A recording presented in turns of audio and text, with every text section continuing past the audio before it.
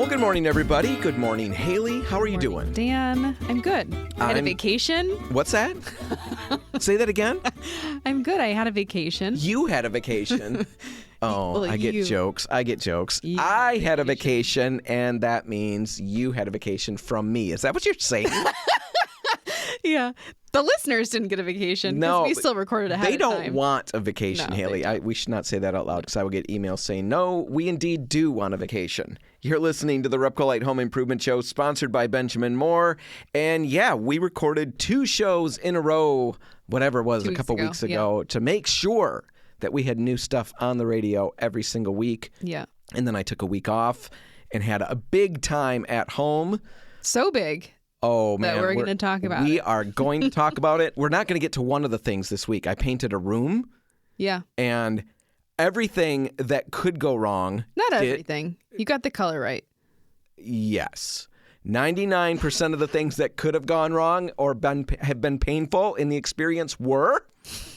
And it's all because I didn't do a single thing that I normally tell everybody to do. We're going to talk about that, I think, next week. Yep. And that was a great experience. And there's a ton to learn. And somehow I got to learn it too and remember it. But I also had a great experience cleaning. You know how much I love cleaning? Anybody who listens on a regular basis? Coming up on springtime. Oh, so... boy. It's like my favorite time of the whole year. I get amped up and giddy. Spring cleaning. I've got a story. We're going to talk about that. But let's just spell out what the rest of the show is. We're going to be talking about a big color sample sale. Right. 50% off Benjamin Moore half-pint samples right now. Great deal. That lasts till the end of the month. But we're going to talk about how to get the most out of that. Right. To get great results. Because people, I've personally sampled colors and had bad results because of bad application techniques or any number of bad things that I've done. We're going to help you avoid all of that and get great results and get the most out of the sale. We're also going to be talking about hat banding, which quite honestly sounds more exciting and more intriguing than it actually is. Are they going to talk about fashion? Are they going to be talking about making clothing or something? Hat banding? Fedoras, perhaps? Nope, it's just a paint problem. And we'll tell you what it is and how to avoid it. So there is a lot of good stuff to be had in that. Yes. Because it is a common problem. We'll talk about that in a little bit. But right now, let's get to my really big, really fun, super spring break, early spring break experience. So here's the deal. I had an issue crop up over the course of my week on vacation. You had the police called on you. I'm not supposed to say that like that. Yes, the law enforcement professionals came to my house to greet me, to have a small conversation about some random things. They showed up at 10:30 at night, scared me to death. Yeah, ringing the doorbell. Dad, who's here? I have no idea. We don't have friends that would visit at normal times.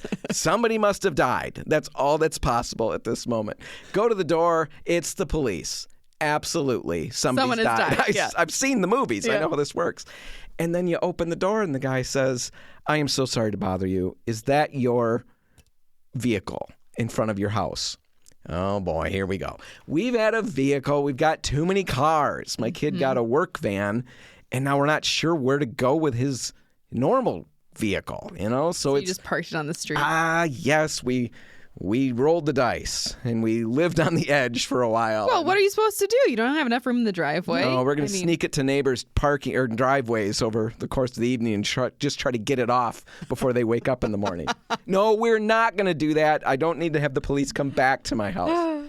But anyway, somebody didn't like that, and I don't blame them. I didn't like it. But the officer was saying, hey, you got to try to find a way to get this off of the road. You know, you got to do that. So then he took my name, and I really expected him to say, are you the radio people? And that did not happen. Never mind. No. Just keep it on the street. You're Dan Hansen. Yeah. We don't want to touch you. You know, we don't know what could happen. The media power and influence that you've got, you'll be running this town someday. No, anyway, they left, and I had a promise. I'd made a promise to the law enforcement professional that I spoke to that I would take care of that vehicle. So I started trying to figure out, what am I going to do? What am I going to do? And then I realized that I had the answer. I'd already given the answer out over the air like 2 years ago, a year ago. Yeah. I need junk haulers to come to my house and clean out my garage so that I can literally put a vehicle back in it. It is full of so many unnecessary objects that I have collected over the years. It is kind of a collection because... My garages or garages in general? No, yours specifically. Thank you. Because you had a lot of repeated items. Yeah. It was a collection. Right. It's like I was getting ready for some major sale. I was going to have a lot of lawn equipment on sale. I had 3 lawnmowers, some exercise equipment we don't use, a rider. Multiple snowblowers, blah, blah, blah. What happens is the thing quits working mostly. So the snowblower mostly doesn't work, but it could in a pinch. But I'll get a new one. But what if that new one stops working and we have 12 feet of snow come? I'll be really happy to have this one that kind of works. Or the lawnmower that kind of works. You know, the blade spins some of the time. Then Maybe you had it'll do multiple it. riders, right? No, just one rider, Okay. Haley. Let's All right. not spread stories. I had a lot of stuff. I accumulated these things because there were great deals. I mean, all the reasons that hoarders have. Right. Those are my reasons. And anyway, I couldn't put anything in the garage. So what do? I need a junk hauler. Yeah. I had the absolute best experience, and the last bit of this segment is going to be singing the praises of this particular company, 1-800-GOT-JUNK. I am not being paid for this. I would like to be, but I'm not. I go online, and I'm just looking for somebody who will help me. Right. Who will help me get rid of my junk. Well, and quickly, too. This name comes up, and I call them. The experience was great. Here's what I got out of it. Here's why I think anybody who's got a collection of stuff, and it doesn't have to be a lot. No. Just stuff you don't know really what to do with or how to get rid of it. Or it's awkward to get rid of. Yeah, you don't have the space. Yeah. Here's how it works. Same-day service. So the officer visited at Thursday evening. Yeah. The SWAT team left shortly after that. And then Friday morning, 8 o'clock, I'm on the phone because I'm diligent.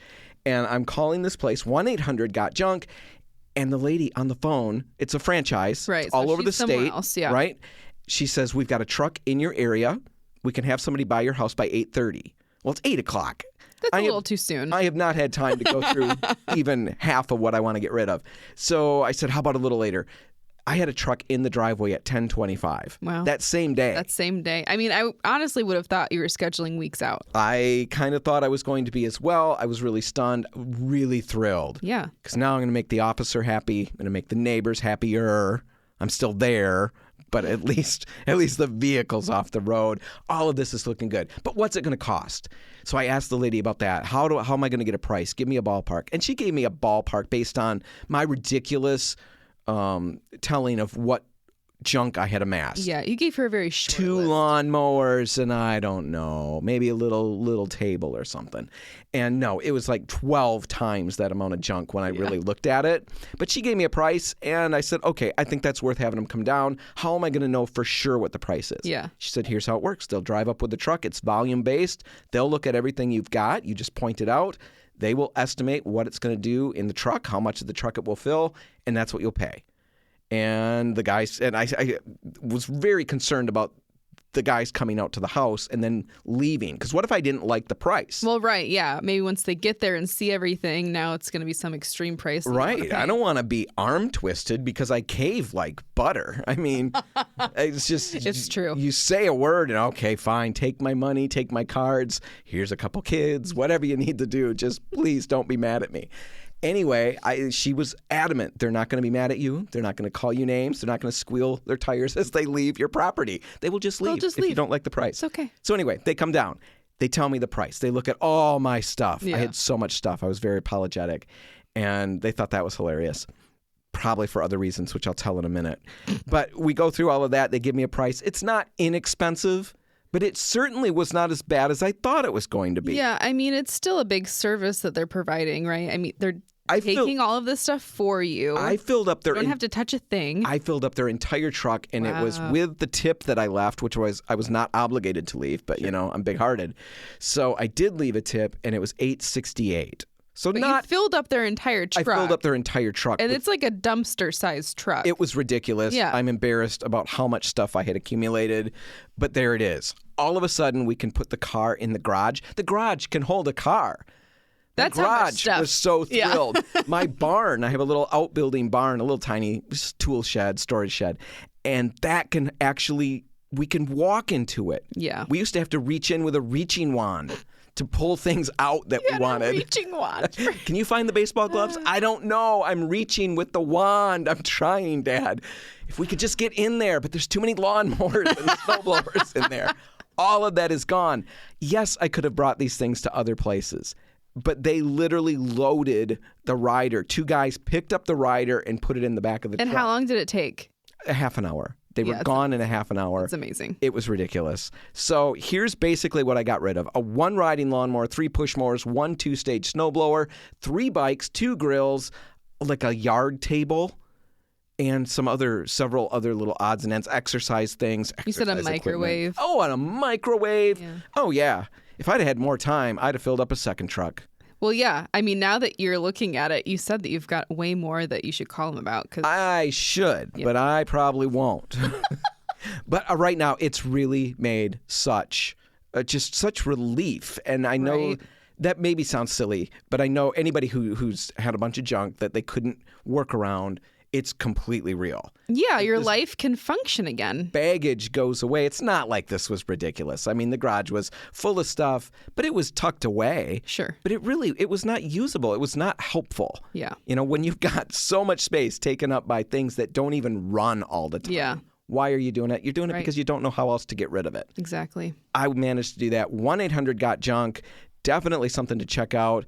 Some of their other junk removal. It's all junk removal services, but just some angles to think about that I hadn't. There's the residential, so spring cleaning, opening up some space. Maybe you're moving. Getting ready for a move. Yeah. Don't haul it all and then get rid of it. And, this is easier than getting a dumpster out to the house. Yes. And probably very close price-wise, I would think. Very similar. And they do all the work. Yep. Definitely something to think about. Renovation cleanup. I had not thought about that. That's a good one. That's a really good one. Cleaning up after a disaster, a flooded basement, all of that. Fire, something like that. Fire. They'll take care of all of that. Commercial cleanup as well. And they'll take things like appliances, so refrigerators, air conditioners, my microwave, a freezer, these things that you don't know what to do with and don't want to deal with. A piano. I've had that situation. I got Jordan a piano, a free one, a long time ago, and I thought... That's how they hook you. Yeah, it's free. It's free. A free piano? A really nice free piano. I couldn't believe it. So I banded my friends together, and we all made this happen. Got him a piano. Then we move. Well, now I'm the person with a free piano that I can't get rid of.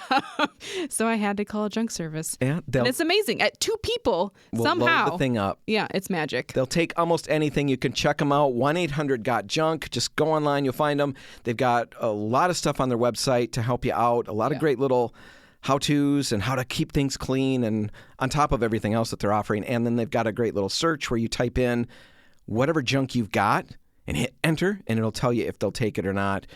Most of the time, they're going to take pretty much everything. So look into that.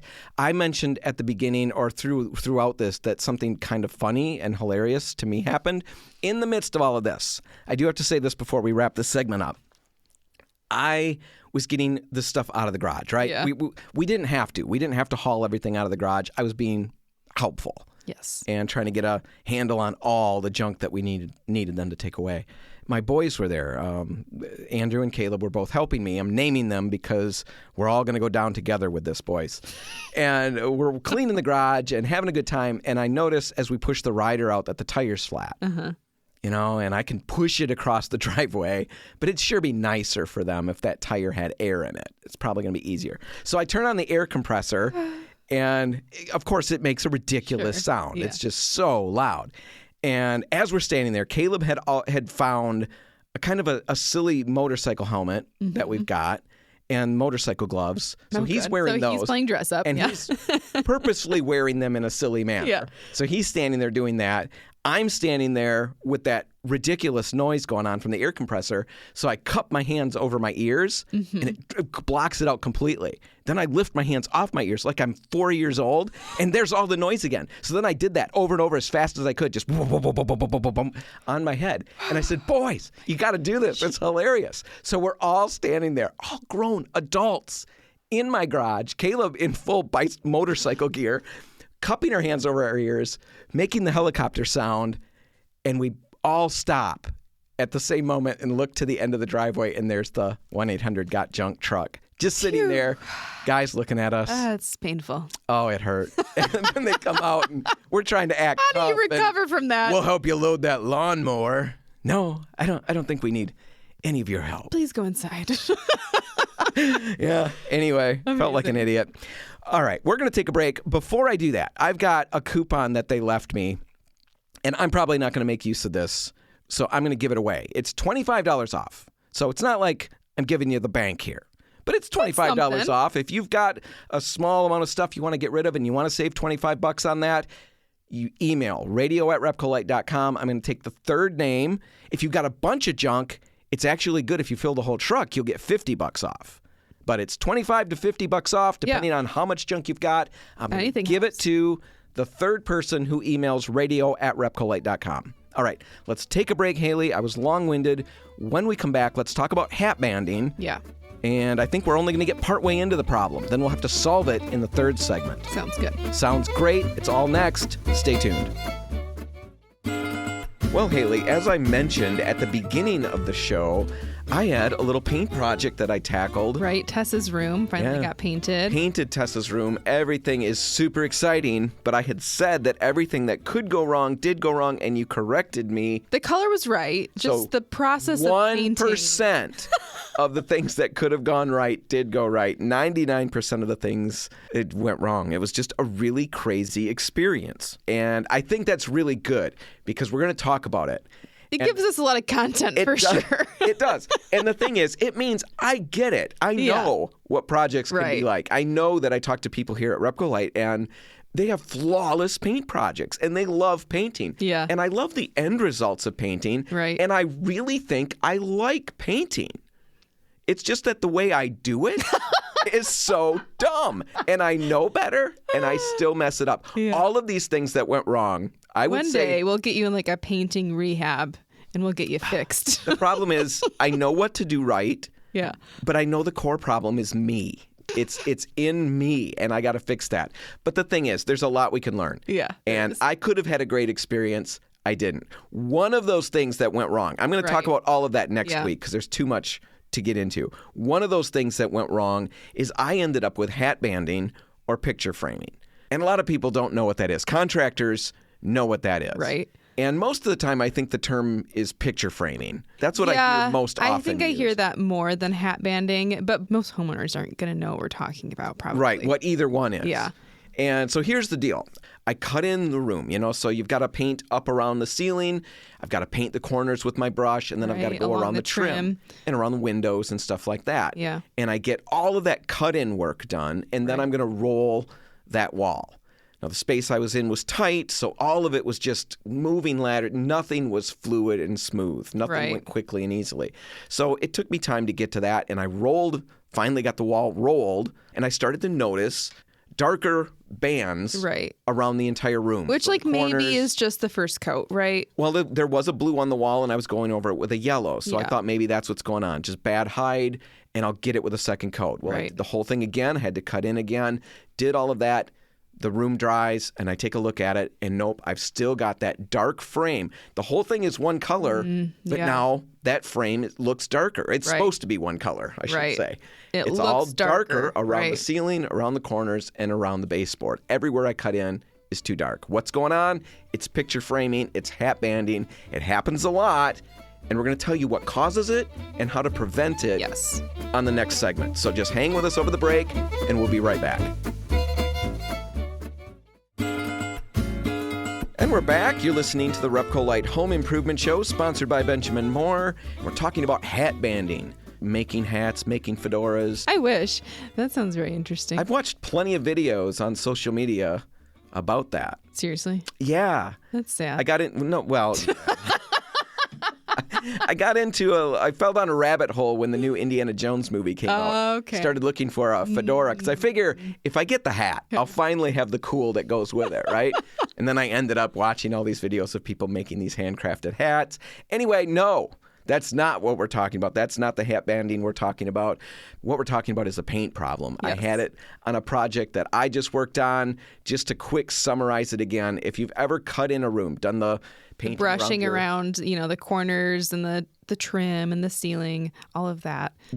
Cut in. Yep, that's your cut in. You do all of that, then you roll the paint on the walls. You step back to admire your handiwork, and you realize that all around where you did that cut in, the ceilings, the corners, around the trim on the floor, the baseboards, you see a darker band of color. Mm-hmm. You're very confused. It's all color from the same can. Right. How could it possibly be different? What's going on? That's picture framing. Right. That's hat banding.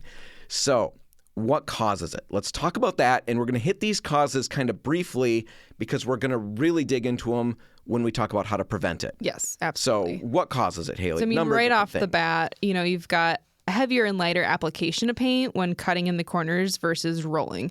So that alone can affect the way that color is going to look, right? Heavier paint versus lighter. Got that going on. Right tied to that would be that you're basically not keeping a wet edge while you're rolling. So you did that heavier or lighter application of paint around your, all your cut-in work. Mm-hmm. And if you don't roll into that while it's wet and it has a chance to dry, that plays into creating this picture framing or hat banding. Right. It could happen because you're spraying versus brushing paint. That can make a different look. It could be caused by using a different roller cover nap. A roller cover nap that's too long, heavy texture, maybe too heavy for the wall. It creates a different look. Yeah, it's crazy to think that texture alone could make a color look different, but it really does happen. The other thing that happens, is potentially you're working out of multiple gallons and you didn't box them, or you could be, not mixing the paint well enough while you're working. Right. All of that could be causing this picture framing, this hat banding. How do you prevent it? Well, some of that, we're going to touch back on all these things that we just talked about. But there are some things that you can do. And last week, as we mentioned, for those who are true believers, who just live by every single episode, last week we talked about the importance of priming the walls with a high-quality primer. Right. We talked about Quick Seal. That's on sale right now for $19.02. Mm-hmm. Yes, you heard that correctly. $19.02 a gallon. Yeah, the people who gave us that price are really annoyed with us now because we keep pointing it out. It's really my fault, too. It's very funny. When they gave me that price, I should have questioned the 2 cents. Can't we just bump it to 19? And I didn't. I just took it and ran with it. And then Haley has nonstop. It's too funny not to point out. I mean, it just sticks in your head. If you're not going to remember anything, you're going to remember the 2 cents. Yeah. So Quick Seal's on sale for $19.02 per gallon. Why does that matter? How does that help us with hat banding?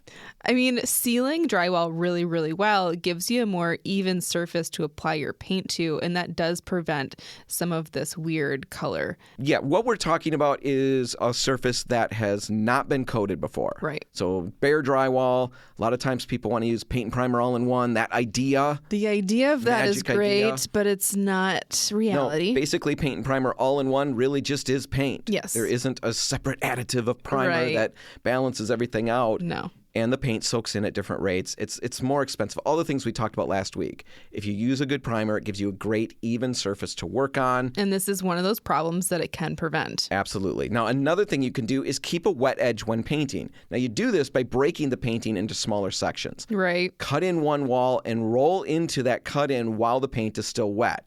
You can't always achieve this on your own. Really, that becomes complicated. Yeah, it's really great to work with a help or a partner when you're doing this kind of work because someone can be brushing while you're rolling into it, and you can make it really seamless that way. But you've got to have the right help. You've got to have the right help.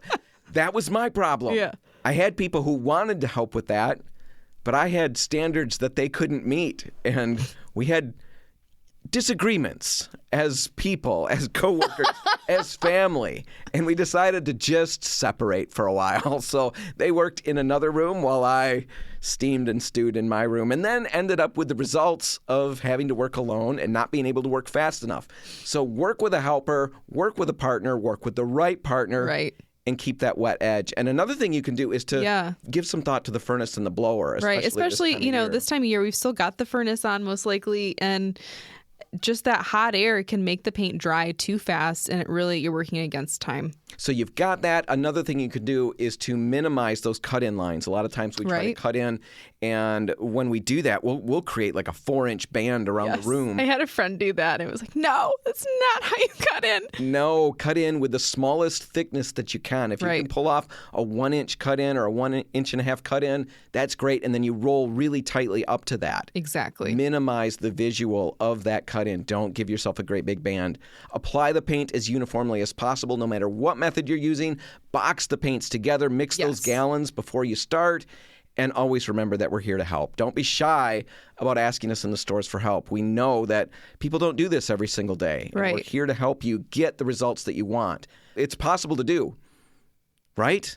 Right, Haley? It's possible to get those great results. Especially if you're not Dan. I know. It's my own personal problem. So we're going to talk about those next week. All right, let's take a break. When we come back, we're going to be talking about color samples. They're on sale, but more importantly, how to use them and get the best results possible. That's all next. Stick around.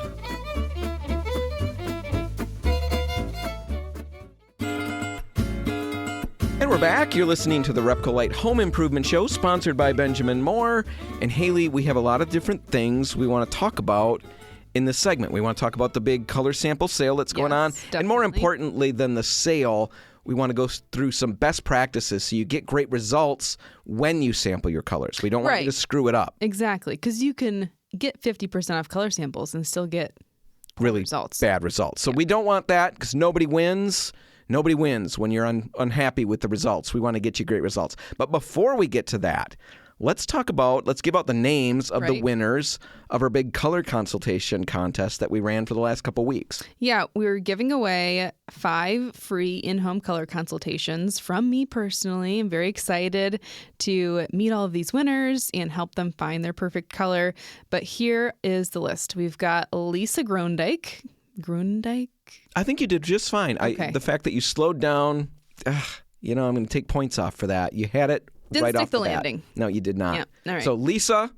Kelly. I'm not even going to try that. Come on, try. There's too many vowels there. Vanigmond. I don't think that's right. Kelly V. You know who you are. Kelly V, you're a winner. Tara Meyering. Yeah, that one's easy. Kim Van Heistma, maybe? Yep, Kim Van Heistma. And Dean Snoke. Yeah. So anyway, we've already contacted you all. We're only giving out the names so that everybody realizes they didn't win. What? That they didn't win. Oh, that they personally, but that these 5 did win. I was just going to say that we were making sure that everybody knew the contest was legit and not a scam. I mean, we could have just made those names up, but we would have made up names we could have pronounced. True. Or would we? Now people are wondering. Anyway, blah, blah, blah. We've got these winners. We'll be touching base with them. Haley's already done that. Already reached And then as the process unfolds, perhaps some of them will be willing to be a part of the show sometime and talk about the results. That's what we're hoping. We'll find out.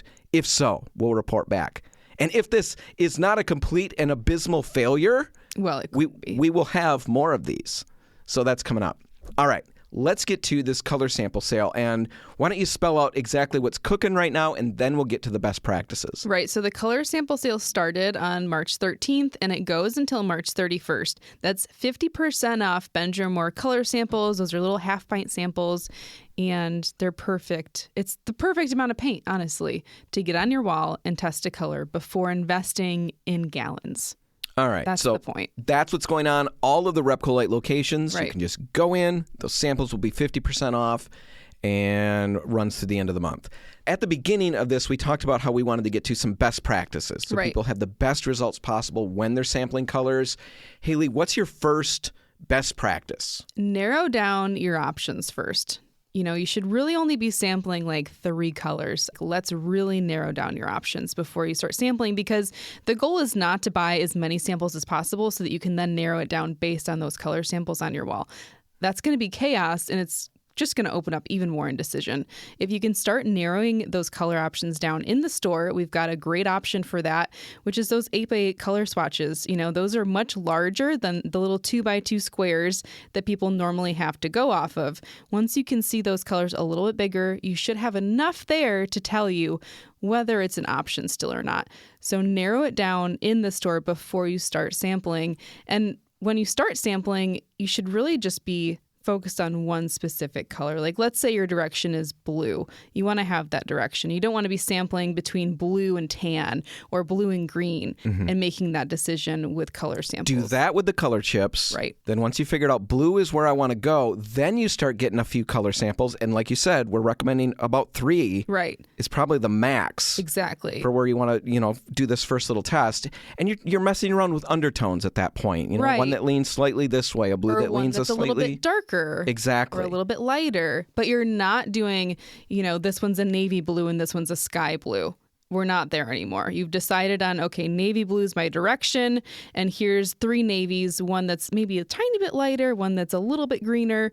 That's what you're trying to really focus on so that you're finding ones that work with your lighting. That's the goal here. All right, so that's the first thing. Narrow down those options before you're even dropping money to get some of these samples. What's next? Prepare the walls. So before you're applying those color samples, just like we tell you all the time to prepare for a paint project by cleaning the walls first and doing all of those things, you should be doing that same stuff before applying sample paint. It's still paint on the walls. We want to make sure those walls are prepped first. Another thing that can be helpful, if you have a really strong color on the wall right now, sometimes that can be a really hard canvas to sample on top of because it's going to alter your vision of the colors that you're sampling. So sometimes preparing the walls means that you're creating a blank canvas and priming a wall first or priming all of the walls. So prepare the walls well. What's next? So applying the sample paint, it sounds very straightforward. And I think a lot of people end up buying just little chip brushes that really, they're meant for glue. These are not necessarily even paintbrushes, but they're very inexpensive. They fit inside of a sample pint really easily. And so I think a lot of people, that's what I'm going for right now. I just want to get this done. It's cheap. I don't want to invest a lot in sampling. That's what I'm going to use. The problem with that is that those chip brushes aren't going to give you the best results as far as texture on the wall goes, right? Now you've got a brush texture on top of rolled paint. And you're going to see that texture through once you roll back over it with your finish paint. I mean, that's not going away. You've essentially created a mural on your wall. And that is where people have run into issues. And other people I've talked to have expressed an interest in not wanting to do any of this sampling on the walls because they don't want to deal with that. Right. You can apply it and feather it out and make sure it's not going to be a problem. Like Haley's saying, use a roller. You're going to get the same texture. The way it reflects the light is going to be more accurate to how you're going to see that wall. Right. And that color usually anyway. We sell little rollers that are perfect for sampling, right? We've got they call them jumbo coaters, but it's the opposite. They're tiny. Yeah. Little rollers that you can buy a little tray for, and it's perfect for sampling your paint. It's not a huge investment, but you're getting a texture on the wall that matches. It's easier to feather it out, and honestly, it's faster. The thing about sampling is that you really want to be doing the largest sample possible. And how big would you say that is? I guess you just did. The largest sample possible. It's going to depend, right? Because I don't know what surface it's going on. It could be a brick surface. It's going to be more porous and suck up more of that paint.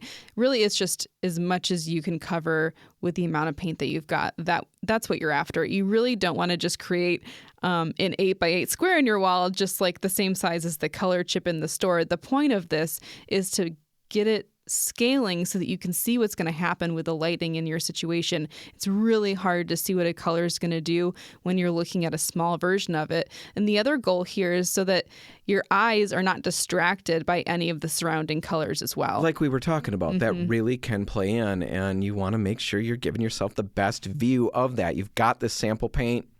Use it up. If you apply it the right way we're recommending, right, with care, and you're sampling and you're feathering it out, you're not going to have a problem when you go to your finish paint. When you finally make that color choice, these colors should be close enough to what you end up with in the end. Exactly. That this will cover. So that's a really good way. Pay attention to how you're applying it. If you have more questions about that, make sure you're asking us at the counter when you're getting those sample pints, and we'll walk you through that again there. Absolutely. What's next, Haley? Observing it in different lighting conditions is really important too. So what you shouldn't be doing is buying the sample in the morning, going home, getting it on the wall, and within 2 hours you've made that color choice because you haven't seen what that color does in the evening when all you're seeing it with is the artificial light that you have in your home. It could look completely different. in that scenario. And so you really want to see it throughout the day. Make sure that you like it in the morning, in the afternoon, and in the evening.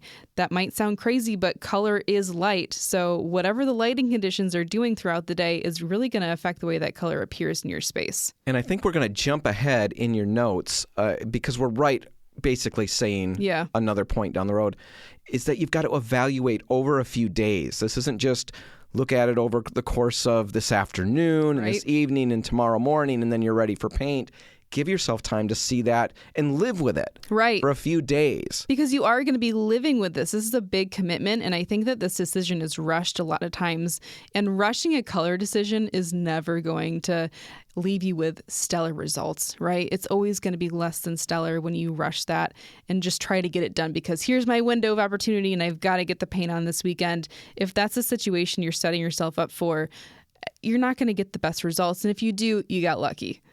Yeah, most of the time there's always something. It doesn't go as smoothly as you wished it had. It's an experience you don't want to ever have again. Right. Or worse yet, you go through all the work, put the room back together, and that's when you realize a couple days later that the color's wrong, and now you're looking at redoing everything. Exactly. Getting everything out of that room. So just give yourself the space and the time that you need, and that will mean planning ahead. And I'll be the first one to say I struggle to plan ahead. Absolutely. Right there with you. We all have busy lives, and it's hard to fit in these home projects, but it really is crucial to plan ahead. So keep that in mind. What's next, Haley? Consider adjacent colors. So when you're looking at these samples, make sure that you're looking at them with the mindset and view that you're putting it in the context of the entire home. So you're looking at that sample paint on the wall, and you're paying attention. Does that clash with the color that I've got in the next room that you most likely can see from the room that you're standing in, right? So if you're painting the hallway and you can see the living room, do those colors work together? Because if the color looks great just in the hallway, and then when you look at it with the living room and it looks bad, that's not the color, right? We've got to make sure that the whole home works together. We had a conversation with a friend of ours who had that situation, did all the color sampling, and did not look at it with that in mind. Right. Finally picked the color. Got it painted. Got the room painted. Sitting at her desk, it was during COVID times, working from home, turns around in her desk and sees through the open doorway the kitchen, and all of a sudden the horrible combination of the office walls with the color on the kitchen walls, it was just horrible. She had to redo it. It ruined the entire thing for her. She hated it. We got really lucky. That room that I repainted for my daughter, the yellow. I did not think about any of that because that's how I roll. I'm all about now, right now. And we got done, and I stepped out of the room, and I'm looking at the yellow, and I happened to look at Maddie's room, which is right next door. We see them both at the same time. Oh, that's got a great purple on the walls. I mean, a great purple, as great as purple can get. They're good purples. This one's a good one, and it looks great with the yellow. We nailed it. Yeah. The kids said, wow, Dad. It's like we planned it. Did you plan that? Right? I said, of course I did. Absolutely. But they all know better. We just talked about complementary color schemes. You should have. Yeah. So keep that in mind. What's your last thing? I know you got one last thing. This one it kind of goes back to evaluating over a few days. And that's because you really want to assess your feelings. That sounds silly, but I really encourage you to look at your emotional response to the colors on the wall, because something can look good and not feel right. And that's a really important distinction to make when you're sampling and when you're going to repaint a room, because having it look good for a picture or whatever is not the goal here. It's to feel better in your space. So if the color is making you feel what you want to feel in that space, you've got something. If it looks good, great, but you want it to feel right. Right. And that's something that's just going to take time. And that really plays into that other comment that we had, where just live with it for a little while and make sure you're looking at it from that point of view. I think we do tend to fall into the trap of, well, it looks good. This is good. And other people like it. And you bring people in and what do you think of this? And, oh, it's great. It's a great combination. If you're asking all those questions, something is going on in your head that it's not feeling right. And I would pause at that point before you get a bunch of paint on your wall. Yes. It may be the right color, but it might take you a little bit of time to make sure of that. And you're going to be much happier if you just delay a little bit. So that's how to use these color samples to the best of their ability and to get great results. We've got them on sale until the end of the month. Yeah, so 50% off. So deal. Definitely time to do it. All right, Haley, that's all the time we've got. We're going to wrap it up. If you want to catch this one again, you can find it online at RepcoLite.com. Whatever you do today, make sure paint's a part of it. I'm Dan Hansen. I'm Haley Johnson. Thanks for listening.